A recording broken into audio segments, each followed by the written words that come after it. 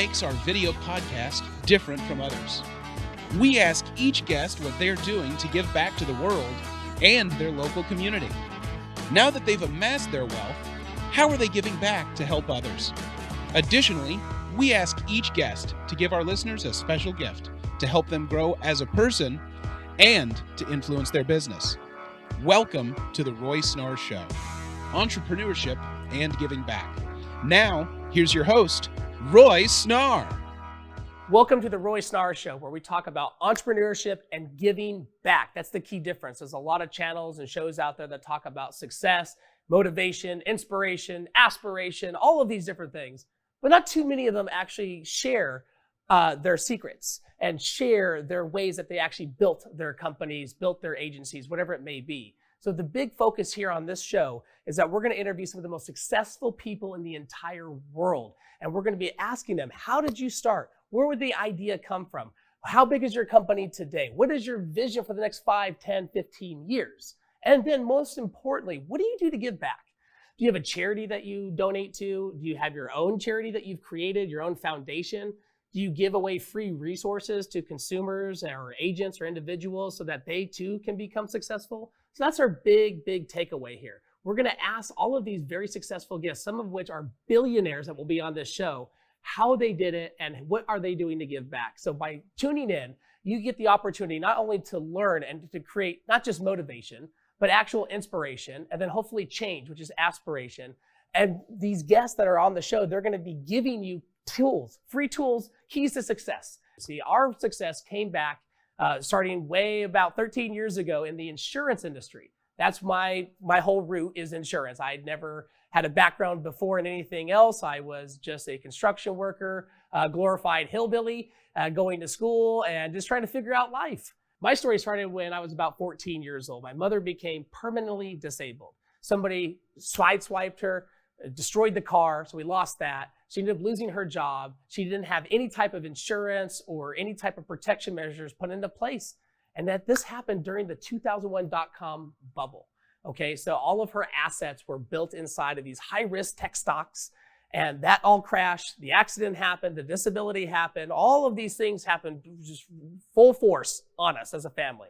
Totally rocked our world. How could one single life event actually change the outcome of an entire family? And that's what happened to me and my mother. And a divorce came out of that with a stepfather. In addition to that, we lost the house that we were living in. We had to move up to my grandparents' house, which was located 3.5 hours away. So I was in the middle of just starting high school and then had to move.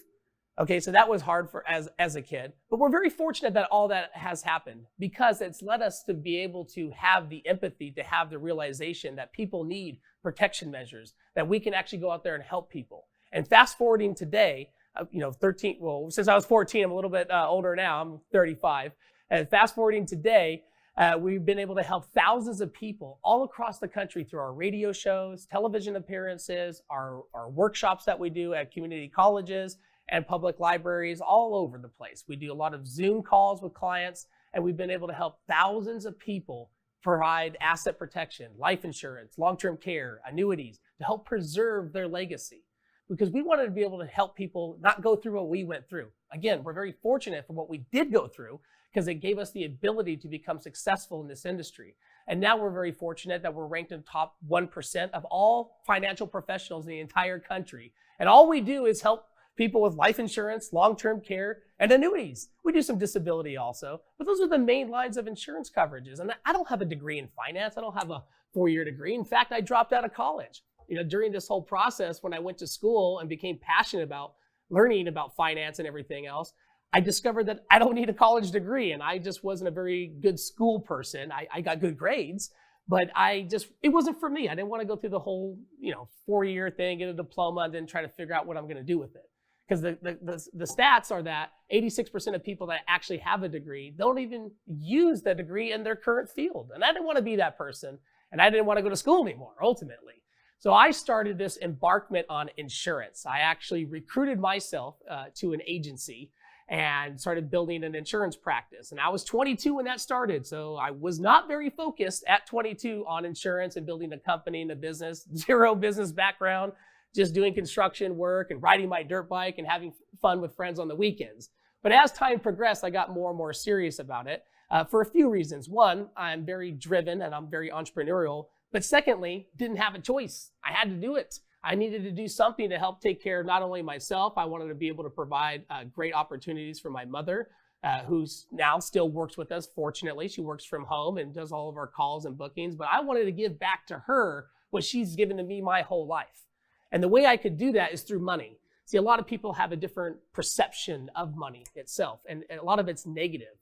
Money doesn't grow on trees, we can't afford that, all these things. And I grew up with some of that, but we were middle income families, so we weren't totally flat poor. But when that accident happened and we lost everything, yes, we became very, very, very dirt poor in the sense that we only had one source of income, which was a Social Security disability income check. So I felt that sting of not being able to have things. And that's what drives me today. So fortunately, we have this nice agency. We help not only thousands of people across the country, we help agents and agencies and other financial professionals and fiduciaries and everybody else that's in the financial realm help their clients with tools and resources to protect them. Okay, so this is the real big passion for us. We want to reach out to everybody that we can, get this information to them. That way they can learn not only how to protect themselves, but if you're an entrepreneur and you want to build a business and build a practice, you can now get to learn from people that have made hundreds of millions, if not billions of dollars, and how they actually do it. So a little bit more about my story and how we got to where we're at today and where we're actually going. So this is so awesome. We have our own studio now in downtown Austin. This is the governor's mansion's right below us. The capital of Texas is right behind us. This is amazing. When I was 22 and I first got my license in insurance, I never imagined this. I had a very small mindset. I didn't know what success really was. My whole goal was if I could just sell 1 or 2 policies a month, I'd make a few $1,000s and my life would be completely changed forever with just that alone. My mind and vision was not stretched. And this was the time before YouTube was real popular. Nowadays, we can hop on YouTube, watch some motivational stuff and hit the road running. I didn't really have that. So I started reading books such as Think and Grow Rich, one of my favorite books by Napoleon Hill. I joined an insurance organization that was very motivational. It was a multi-level type of marketing company, and I loved it. It was a lot of fun. It really expanded my mind. And then I outgrew that, and I actually created my own general agency because I wanted to be even more entrepreneurial to have my own agency. But in the very beginning, it was humbling. See, a lot of times with success or with business, we see these other people that are doing it. They're knocking it out of the park. Overnight success. They make their first 6 figures in a month or two. That wasn't me. It took me a very long time. I'm a late bloomer. It took me a long time to figure things out. I struggled for years. I wanted to quit all the time, but then I would see somebody else doing it. I'm like, they're cool, but I'm cooler. I can do better than them. And I just stuck with it. And it was hard. There was many a times where I took a break from the business. I said, forget it. I'm going to go do something else. But something kept drawing me. So this happens to be my calling. This is what I firmly, truly believe is speaking, helping other people. And the avenue that I've chosen happens to be insurance because you have to be successful for people to actually want to even listen to you. And so my avenue has been insurance. So when I first started, I was buying leads online. I was doing direct mail campaigns. I was doing everything I possibly could on a very, very tight budget. In fact, my budget was so tight that I go to hotels, the Hilton, the Sheraton, the Hyatt, all these nice fancy hotels. I'd walk in there like I own the place. And the reason why I would go in there, because I didn't have any money to go to Kinko's to print flyers out. So I would use the hotel's computers and I go in there, sit down, print everything out, make some flyers up, make some marketing materials I could literally hand out to people. After a while, some of the hotel people are like, how long are you staying here? So I had to rotate hotels. Now, fortunately, I was in the Bay Area in California, and there's tons of hotels there and nice places. Even the Four Seasons, I'd go there too to meet with people, make it look real fancy. I'd use the Four Seasons printers. They were the best. Nice, glossy, clear printers. They didn't charge for anything. Okay, then I would take these flyers that I'd make there. I'd go to Starbucks. I'd go to the same Starbucks every single day, same time. And I started posting these flyers on the Starbucks community board. Well, little did I know, you're not supposed to post for-profit type of things on the community board. So the manager of that Starbucks kept taking my flyers down, and I didn't care. I kept putting them back up there. Then he finally said, if you do it again, I'm going to have to ask you not to come to my store. So I said, okay, I won't put them up there any longer. So now I'm sitting at Starbucks. I'd buy a big coffee. And the reason why I got the big one is because I could have free refills. So I'd have free refills. I'd use that same cup for almost a week. Okay, it would get soggy, it would tear apart. I'd go there, can I get a new cup? This one's a little bit soggy. They're like, yeah, sure, go for it. I could tell that they were being nice to me, which was nice because I didn't have any other choice at that time. I mean, literally, the budget was that tight where I was pinching pennies not to buy a coffee. I had to make this work. So what I would do, people would come into Starbucks. They would sit down. I say, hey, sir, ma'am, I'm doing some marketing for my company. Would you mind giving me your opinion on this marketing piece? They said, sure, why not? Who doesn't want to give a kid their opinion? And at that time, before I was married with 3 kids, I had a lot of thick hair and a real baby face. I still can't even grow facial hair today. And they were like, sure, I'll help you out. You're a young kid. And this flyer would be intentionally designed by me and my graphic design abilities on Microsoft Word.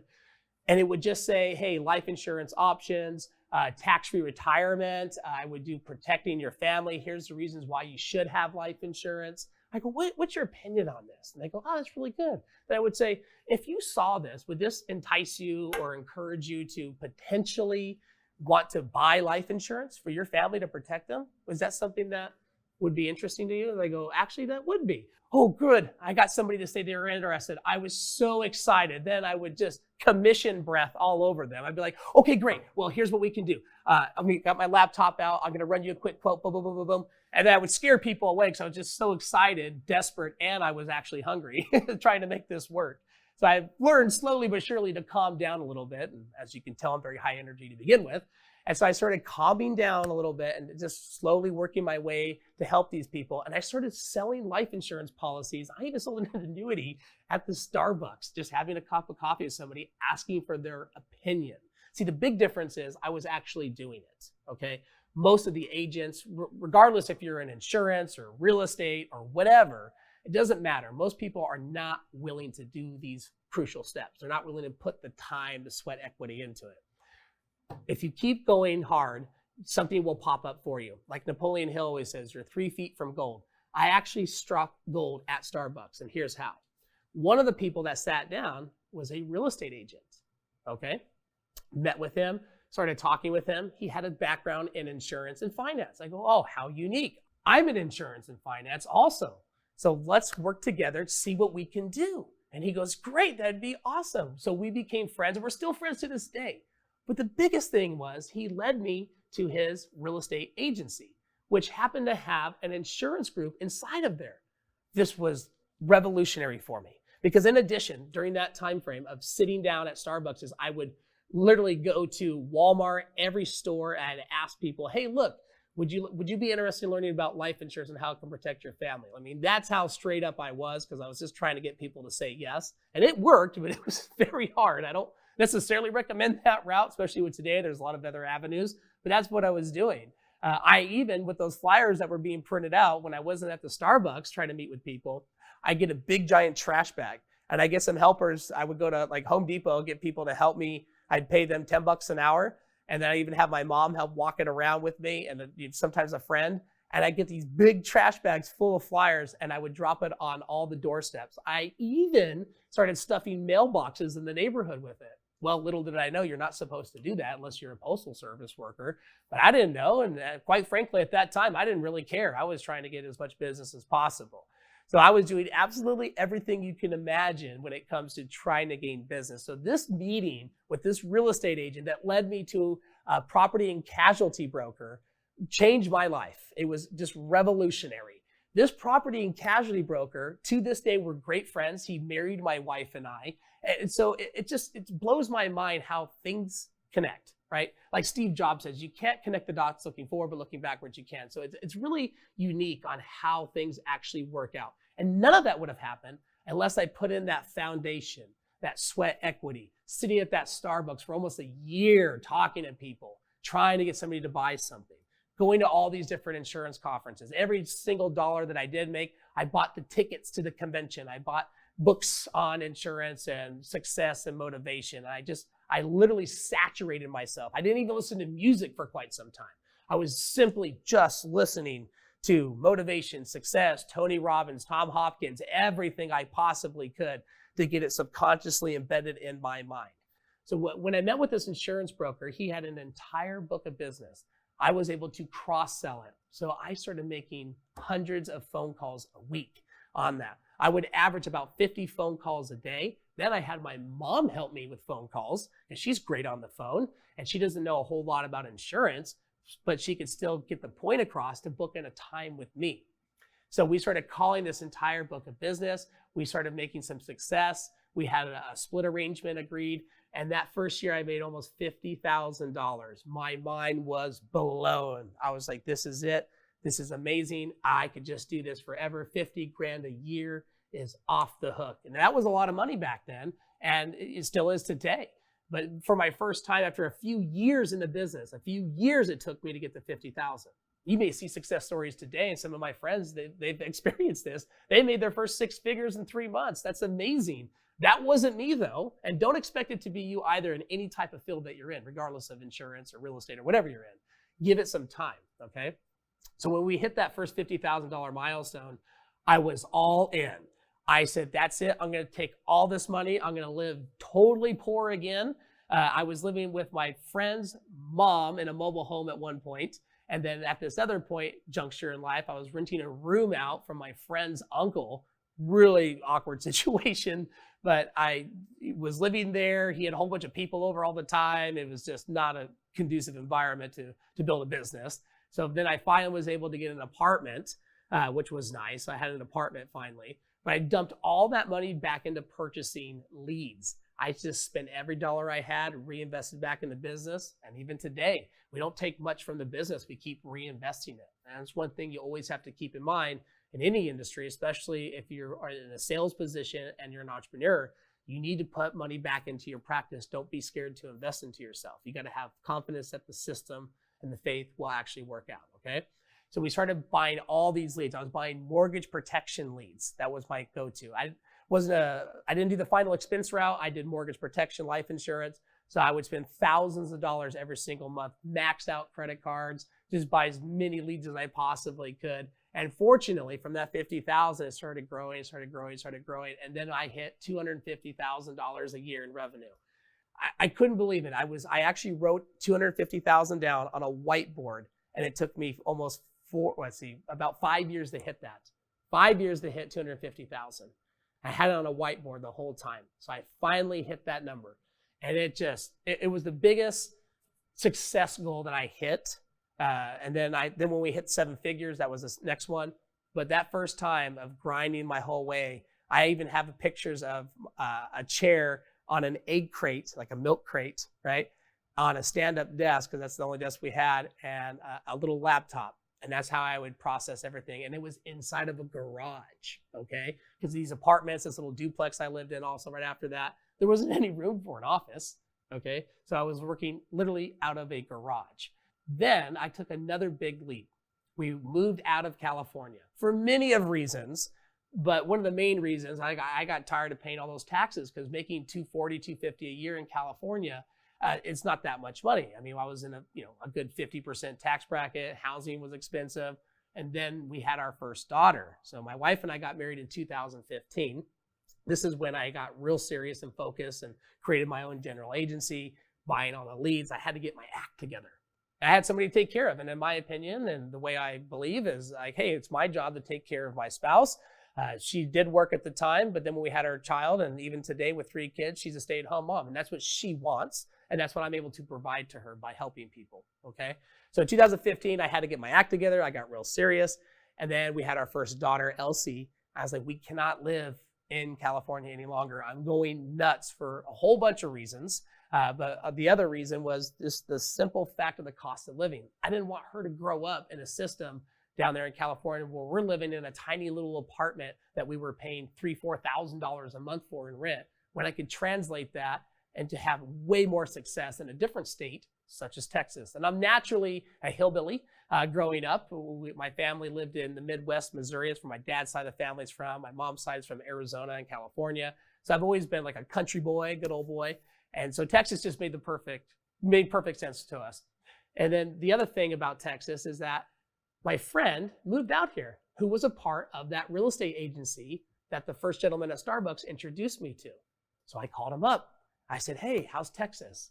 Should I move out there? He goes, it's amazing. It's the perfect time to buy. Right? Well, real estate agents, it's always the perfect time to buy or sell, right? I said, okay, let me check it out first. So moving the salt and pepper shaker 3 inches is a big deal for my wife. She's a planner. She's very organized, habitual. I'm sporadic. You can blindfold me, drop me in the middle of a city, and I'd have a good time. I'd figure things out. I don't plan anything really when it comes to trips and stuff like that. So I flew out here, and I told my wife about it. I was like, Jessica, this is amazing. You're going to love Texas. She goes, ugh, I don't know. You know, my parents still live up in the mountains, up in Yosemite. Your mom's here. I said, well, move all of us out there. So we, fast forwarding a little bit, we came out to Texas. She actually liked it, which was awesome. Within 30 days, I moved myself, my wife, our first daughter, and my mother all out to Texas. I was able to buy a house for myself and help my mom with her house. Fortunately, we had some assets that we sold, a couple collectible coins that gave us enough down payment for the houses, and we moved out here. Then we got my wife's parents out here about a year later, okay? But when we first moved out here, remember, I already built a little network up. Now, I was still licensed in California, but this was in 2018, so Zoom wasn't that popular for selling insurance products. I picked up and took a huge chance, moved everybody out here. I said, I got to make it work. Most of all the money that we had saved up went all to moving expenses. It's not free to move, and things are expensive. So we spent most all that money. So now I'm in Texas, very, very little savings. And I'm like, okay, I don't have any network here. The only person I know is the real estate agent that helped me out, and he was relatively new to Texas. How am I going to make this insurance business work? Well, I went back to the fundamentals. I said, okay, how did I do it in the beginning? Let me just start making phone calls. Let me start buying leads. I ended up maxing out 2 business credit cards, and I bought every single radio station slot that there was. I got onto the radio. I bought online leads, everything. And I was very fortunate to have a great mentor, 2 great mentors in the business. And the most recent one that we're still with today helped me get onto the radio and do all these different things and gave me coaching, guidance, advice. So I'm very, very fortunate and blessed for that. But I took a huge chance. And there was a point in time, even in 2018, which is not too long ago, where there was no money in the savings account. The business account was zero. In fact, it actually went negative by $2,000. And all my cards were maxed out. But fortunately, I kept making the phone calls. I had the faith, I had the determination. I knew I could make it work. I got a call back, which is crazy in this business to get a call back. They said, hey, I am interested in this annuity. Oh, wonderful. How can I help you? I mean, you wouldn't believe how excited I was. Like, yeah, we live 4 hours away. I go, no problem at all. When do you want me to see you? They're like, tomorrow morning. I said, I'm there. Drove out there. We ended up rolling over a significant amount of money from their IRA into a safe money play with an annuity. That commission totally saved us. It got us out of the hole. We had enough savings now to live off of for like 3 months. And then from there, it just perpetuated itself. I kept making my phone calls. I kept being disciplined. I kept doing all these things. And then now, fast forwarding to today, we've built a 7-figure agency. And I've only been in Texas since 2018. So since 2018, it went from being negative and maxed out credit cards to a 7-figure agency. And the way that we did this, there's no secret to it. We were just very determined and kept doing what we were supposed to do, which is making our phone calls, okay? That's the only thing I could control. I couldn't control if somebody doesn't like me or if they said no or that it wasn't right. I can't control that, right? But what I can control is my output. So I started controlling my output, focusing 100% on doing calls, networking, building an agency, talking to other people, other financial professionals, and we've built this whole arena up. This is some of the stuff that we talk about within the academy here, okay? That's on the other side. Inside of the academy, we share these stories on how you can actually build an agency and build a network, right? And if you're already within a community, you don't have to go out and max out business cards and buy all these leads. You can simply go ahead and start networking with the people that you do know and doing different measures. I didn't have a choice because I took a big chance and moved out here. I didn't have time. I had to buy leads as fast as I possibly could. So that's just a snapshot. There's a lot of other details that go into it. There's other times where I remember driving down to LA. I was crying in the car, listening to Ed Milet, listening to his show and like, how can I make this work? How are these other people so successful? Am I stupid? Like, what is going on? Now, I'm not the smartest person in the room, but I am one of the most determined people. And that's what's led to the success that we have, is determination. So no matter what you're in, unless you're going to be a heart surgeon or a brain surgeon or a rocket scientist, you don't have to be the smartest person. You don't have to know everything. You just have to be willing to do more than the other person is willing to do, which is not hard to do in today's world, okay? You know, a lot of people just watch a YouTube or a TikTok video. They're going to build something, they're going to do something. Then they can't figure out why it doesn't work out. Well, it's like, well, how many phone calls did you make? How many people did you meet? How many people did you email? Oh, like 3 or 4 this week. I was doing, at one point, 50 calls a night. And then what I would do is I'd buy an 18-pack of beer and I'd drink the whole 18-pack. And believe me, by the very end of that evening on those phone calls, if they said no to me, I really didn't care, okay? Not that I recommend doing that, but you know, I didn't have any other choice except to make those calls. And I was like, this is brutal. These are old leads and it's like calling the yellow pages, but I'm going to do it anyway, okay? So you can be successful at anything that you want to be successful at. You just have to be willing to put in the work and the time. And most people aren't. That's why the agents that we coach and mentor and these big agencies that we work with, we help train their agents and say, look, if you want to do this, you can. But it's a choice. You have to determine if you want to actually do this and become successful. And if you are going to do this and become successful, there's different avenues. Do you want to sell home and auto insurance? Do you want to sell life insurance? You want to sell annuities, long-term care? What do you want to do? Maybe try a little bit of both or all of them to see what you want to do. And the same principles apply for real estate. If you're going to make it big in real estate, you got to be making, over 100 calls a week at minimum. You got to be out there networking and talking to people, rubbing elbows, building your name, your brand, your credibility. That's the other thing that people don't do. They don't take their name serious. I'm a big firm believer that you should own your own name in the domain and brand your name. You can have a company too, but brand your name. People remember working with you. Okay, so now one of our goals, we had this level of success. I've been fortunate now to have a great business partner, Garrett Burrow, and he's one of my closest friends. We have built this thing from below 7 figures to over 7 figures together. He's been very instrumental in all the success, and now we have great people a part of our team. We're bringing on more people. We're going to be hiring about 3 more people this year, which is not a fun process, but we got to do it. In addition to that, we said, hey, look, how can we actually make a bigger impact? How can we give back, right? This whole part of this show. How can we actually give back? Well, we can give back through training other agents so that they can not only change their lives, but change the lives of all of their clients. You see, about 70% of their clients are going to need some level of asset protection via long-term care, critical or chronic illness, and there's one thing that nobody's going to outlive, which is life, okay? Somebody is going to pass away at some point in time within their client book, okay? That's guaranteed. So if we can help these agents and these agencies implement these strategies, we're not only changing the agents and agencies' lives through financial means, which we get paid by the insurance companies directly, which is amazing. We're going to change their lives financially, but they're going to be changing their lives financially by helping others protect their entire financial assets. That is so rewarding. And at first, we didn't really want to get into the recruiting or the agency model because it's a whole other nightmare. It's a whole other world that you have to learn. There's different adversities. We were just focusing solo on production. But in order to make a bigger impact and do things larger, we had to do that. We had to say, you know what? Let's overcome these self-limiting beliefs, these objections about the struggles of an agency and the stress of dealing with agents. Let's just do it anyway. And we'll make it very clean cut. Hey, look, if you want to work with us, you totally can. If you don't, that's okay too. You can become a part of the mentorship program. There's so many different avenues that we offer these agents and agencies to become successful. It's whatever they want to do. So now, fast forwarding a little bit, we're able to help hundreds of agents, and our goal is to be able to help thousands of agents all over the country. Because for what we do specifically in our agency, asset protection, we're one of the very few that does this. There's a lot of agencies that they just sell health insurance, just sell Medicare, just sell life, just sell final expense, just sell annuities, just sell assets under management. Whereas we're very rare where we do a lot of long-term care as our main focus. A lot of these agencies don't have that. So we help take this niche market and give it back to all these agents and agencies so that they can give it back to their clients. Super rewarding. And our goal is to become the #1 long-term care agency in the entire country. We ranked #1 in Texas last year with a couple different companies and within the top 10 to 15, depending on what stats you look at in the entire country. But we are going to become #1 and we're going to be able to help thousands of agents all across the country. So if you're an agent or an agency owner and you want to learn more, you can become a part of our academy, part of our training platform. If you need help with contracting, we can help you with that also.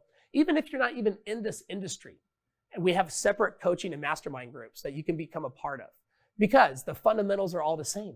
So we help other entrepreneurs become successful through coaching and mentorship. We evaluate their business. And if you can start an insurance business selling life insurance from absolutely zero, sleeping in your truck sometimes, printing out flyers at the hotels, do you have any money for Kinko's, and then door knocking these flyers, and you can build that up, you can build anything. Okay, so we translate some of those same fundamentals and principles to businesses that they're not specifically to insurance. Okay, so now that we've talked about the success that we've experienced and how we can help you as an entrepreneur or as an agent become successful also, and where we're actually going with this, the big thing here is, what are we going to do with all this extra revenue, these profits that we're making? Now, we invest quite a bit back into the agency, as I mentioned. We take very little from it. However, there is a special section that we delegate to giving back. Now, there's a few ways that we actually give back. One, we spend a lot of time with agents. There's lots of free resources we give to share to them. There's this show they can watch for free on the platform or listen to it on the podcast that we help them. We have these guests fly in from all over the world to share their knowledge. I mean, this is, that's us investing into the business and then also giving back to the agents and other people and entrepreneurs. But the other thing that we focus on are charities. One of our biggest charities that we're actually a corporate sponsor of, is 1040impact.org. It's an amazing charity. It helps rescue girls that are being trafficked by the Taliban in Afghanistan. So when you hear about people, I get emotional about this because I have kids. When you hear about people throwing their kids over a fence, just to hopefully that somebody will catch them so they can have a better life. I mean, think about how dramatic that is, okay? So when you have folks here in the US that are complaining about their feelings being hurt, or they're not a right pronoun to use, or whatever stupid excuse it may be, and they don't like this place, you should go somewhere else and go live there for a couple of weeks and see how bad it really is. We don't have to agree upon everything. I don't agree with everything, but at the same token, you have to think bigger than yourself. And one way to do that, just do a little bit of global research. See how screwed up the world really is outside of the US. And even in the US, there's a lot of things that we do to help people. We're actually working with a group too to help people here in the US, kids, and also veterans, lots of other things. But one of the main charities, as I mentioned, is that 1040 Impact, helping provide food, shelter, clothing for these kids. These are just kids. It's not their fault. They don't know anything. They're being enculturated and indoctrinated into these different concepts overseas. So we help them. We help give them the food, the clothing, schooling, everything. And so currently, Michael D. Butler, the owner of Beyond Publishing, he is the founder of this charity, and we're fortunate enough to be working with him and partnering with him on it. And there's over 400 kids that are being totally taken care of. Food, shelter, clothing, everything. They get to go to school. They have a chance in life. The dollars that we have today here, they go so far overseas, so far. And maybe that's not your forte. You want to focus more on the US. That's totally cool too. We do things to help veterans out. Big believer in helping vets. There's other food banks here that we donate time to. There's all kinds of things that you can do. So one of the big things that we give back, we help people become aware of these different types of charities. So that way, if you want to, no obligation, if you want to donate to them, you can. And even $100 goes so far. That can help feed a couple kids for a month. It's amazing how far it actually goes. And it's hard too, because you think about it, you go out and you make a purchase for yourself and you need to reward yourself. That's true. You got to take care of your family. But do you really need certain things? And then when you buy those certain things, you think about where that money could go and how far it could help somebody else overseas. It'll tug on your heartstrings a little bit, okay? So one of the things that we do is we help people become aware of these amazing charities and foundations and the people that bring them to you. That way you can help become a part of something larger than yourself. The other thing that we do on the giving back side of things is that these people that are very successful, we want them to give back. Hey, look, if you want a free copy of their book, if you want a free course by them, if you want a free resource guide, maybe it's a free coaching call, okay? Maybe it's some other free website subscription that they give away. We're gonna make them, in order to be on the show, give something back to you, the viewer. So in addition to the charity sponsors, some people that don't have charities, it's not their thing, they give back in different ways. Whatever that way may be, there's always gonna be an added value there. That was one of the big things that inspired me to actually create this show, is to bring awareness to certain items such as these charities and how to become successful and how to help other entrepreneurs and agents. because all the other stuff I see online, there's not really a focus on that. They may interview a guest and say, hey, look, what's the tip you have for the audience? Or what are you going to try to sell them? What's your plug? But it's not like, hey, look, there's no strings attached. There's no obligation. If you want to buy materials from these people, you totally can. But they're going to give you something. See, that's what the main difference is. You're going to get something in value on every single show when we have a guest on. So we're going to do most of our recordings here at the studio in Austin. We also have a home studio, we call it, inside of the office, where I put up a bunch of pine board wood, and I have a little lav mic, and then we just rock and roll on the iMac. Okay, very simple. But when we have these guests, then there's always going to be a good value add. So be sure to stay tuned, like, subscribe. We're going to be creating dozens and dozens of shorts every episode so you can stay connected with it. This content's not only going to be on YouTube, it's also going to be on every single podcast station out there that you can imagine. Okay, so you have access to all of this material. You get to learn, coach, all this fun stuff. The biggest thing is you need to implement what you learn. A lot of people will motivation is like a shower, right? Take a shower, get motivated, get clean, and then you go out and then it just wears off, okay? You want to be able to actually implement this stuff. So just take the little tiny nuggets. Maybe you got a nugget from one of the intro videos that we have, or another guest. You got one tiny nugget. That's all it takes. All it took for me was sitting at that Starbucks and then meeting that real estate agent, okay? That helped perpetuate myself, and there's many other steps that were happening between there. But just take something and actually apply it, especially when you have people that are hyper successful. The average net worth of the person that's going to be coming on this show is 10 million and above. So when you have these people that are worth that much money, they didn't just inherit it. We're going to make sure of that. They actually earned it. They started from nothing. They grinded all their way up, and they've been able to build very successful companies and agencies, and they're going to give back and share. Before people come on, we actually do a phone interview. And I say, hey, look, I want to see if you're a good fit or not. It's an interview process. I don't want just anybody on this show. I want this show to become 100% value. Okay, this is all going to be value and giving back. It's a lot of work on our end and time, and it takes away from our personal production. It takes away from us working one-on-one with an agent. But the scalability of content is totally worth it to us, because if we can impact millions of people instead of just a few hundred or a few thousand, that's why we're actually doing it. And we believe that this show is going to become one of the top trending podcasts, and will be one of the top YouTube channels in the entire country, or well, actually throughout the world now with digital content. And it's going to help millions of people just like yourself become successful, or even if you are already successful, even more successful in your practice. And even if you don't need any success tips and you just simply want to be a part of this, learn how to give back and become bigger than yourself, this is going to be a great spot for that. Thank you so much.